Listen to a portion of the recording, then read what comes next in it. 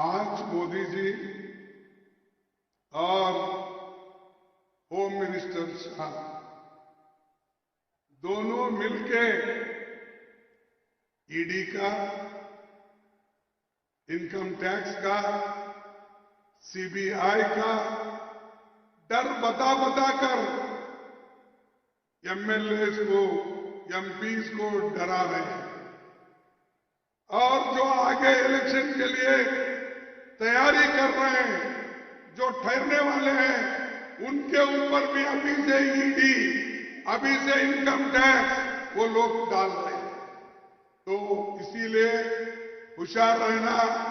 मैं रेवंत रेड्डी को भी बोलता हूं, जरा देख के होशियार हो, ये बड़े खतरनाक लोग हैं। इसीलिए जब ये खतरनाक लोग हैं, उनको उसी तरीके से लड़ना जो वो लड़ रहे हैं, उनसे ज्यादा ताकत लग के लड़ना चाहिए। Modi Amit Shah ED income tax సిబిఐని ఉపయోగించి ఎమ్మెల్యేలని ఎంపీలని బెదిరిస్తున్నారు. పోటీ చేసే వాళ్ళని కూడా బెదిరిస్తున్నారు. నేను రేవంత్ రెడ్డి గారిని కూడా ముందస్తుగా చెప్తున్నా, మీరు కూడా జాగ్రత్తగా ఉండండి. नरेंद्र मोदी रॉन्ग उनको अकेले को नहीं बोला, रेवंत रेड्डी और उनके जो कांग्रेस के नेता लोग हैं, ये सभी होशियार रहना चाहिए। నరేంద్ర మోదీ, అమిత్ షా, రేవంత్ రెడ్డిని అందరినీ కూడా మరి అలర్ట్ గా ఉండాలి. ఈడీ, సిబిఐ ద్వారా మిమ్మల్ని ఇబ్బంది పెట్టే పరిస్థితి ఉంటుందని చెప్పి నేను మనవి చేస్తున్నాను.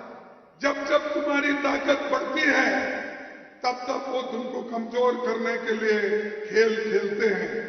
लेकिन तेलंगाना के लोग डरने वाले नहीं हैं। तेलंगाना के लोग हमेशा लड़ते रहे।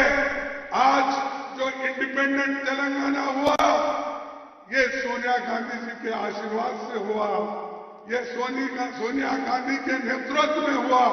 हम सबको याद रखना चाहिए, अगर कोई गैर समझता है, गद्दारी करता है, तो वो ठीक नहीं है।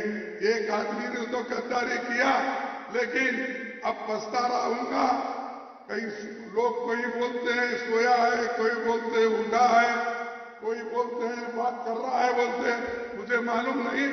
लेकिन जो कांग्रेस के साथ गद्दारी करता है, वो एक न एक दिन जरूर हारता है।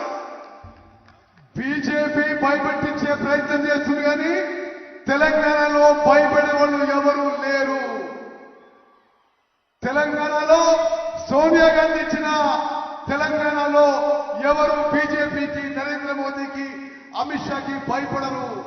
కాంగ్రెస్ పార్టీని మోసం చేసిన వాళ్ళు, ద్రోహం చేసిన వాళ్ళు సమాజం ఎప్పుడు కూడా క్షమించదు. వాళ్ళు ఓడిపోతారని చెప్పి నేను మనం చేస్తున్నాను. కేసీఆర్